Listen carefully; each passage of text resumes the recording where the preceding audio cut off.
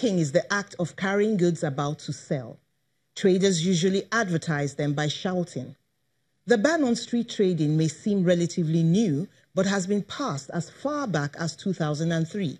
In spite of this, and threats of a 6-month jail term and fines of as high as 90,000 naira for both the seller and the buyer, the practice has continued to thrive. What drives a person to the highway to sell goods that may not be worth much? And how can this practice be effectively curbed? These and more will be looked at on this episode of The Big Story. Welcome to the program. I am Mary Alale Yusuf, standing in for Ini John Mekwa.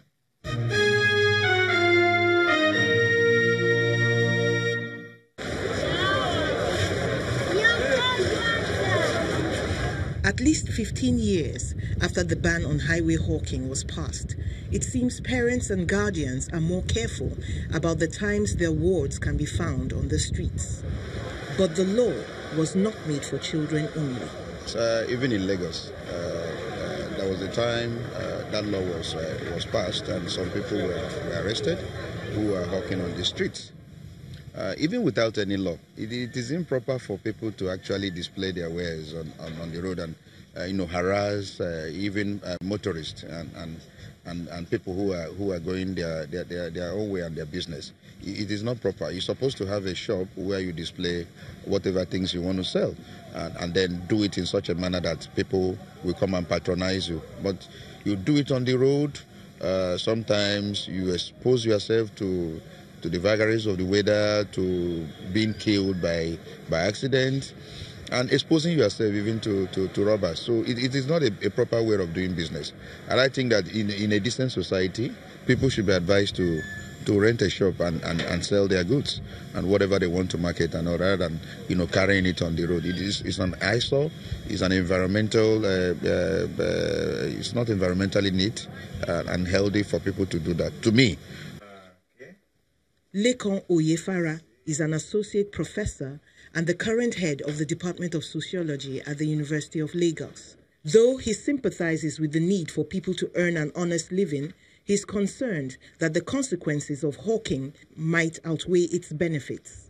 It is very possible for hawker to be killed by a vehicle, can hit in the process of selling inside traffic, they can be killed. The hawkers can be kidnapped. They are very vulnerable of being ritualists. They can be used easily. They are also susceptible and vulnerable of assault, especially sexual assault and the rest. So many things do happen on the street. Such law will not be able to work because majority of the people that you see on the street hawking, if you tell them not to hawk again, there will be chaos, there will be problem in the city. And then the crime rate will increase. Definitely. Many of them, by the time they walk around throughout the day, they have something to eat. The moment you stop them from doing that, you have to look for other ways of eating. And many of them will not have any other thing to do than to engage in criminal activities.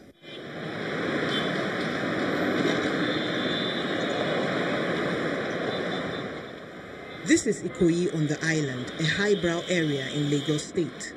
There's a steady stream of cars in the morning traffic.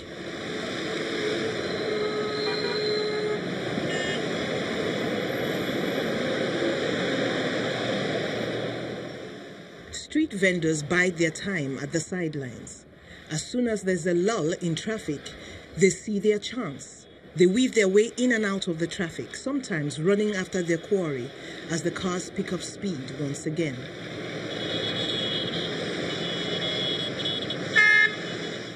The best situation for them is when traffic grinds to a halt and significant sales can be made in a more relaxed manner. Some commuters stop on the road to buy wares.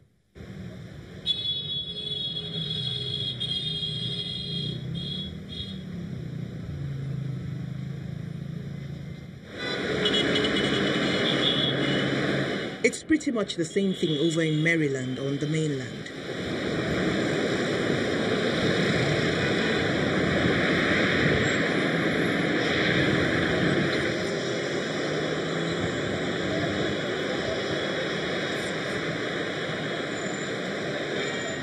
Everything for breakfast is available right here, if you like bread, fruits and water, or a carbonated drink for lunch. Even wristwatches are up for sale.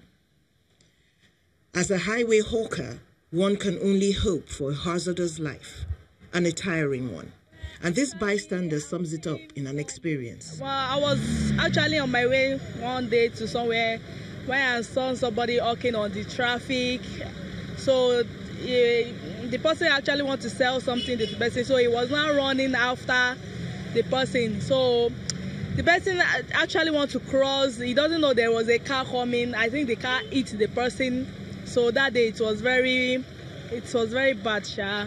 So that is very, very dangerous. Some think it's profitable. I'm making some of 4,000 naira every day. Others not so rewarding. The business is so bad though. Now manage, they manage. But we thank God we are still sustain ourselves for small gain we gain. But it could be a second source of income for the family.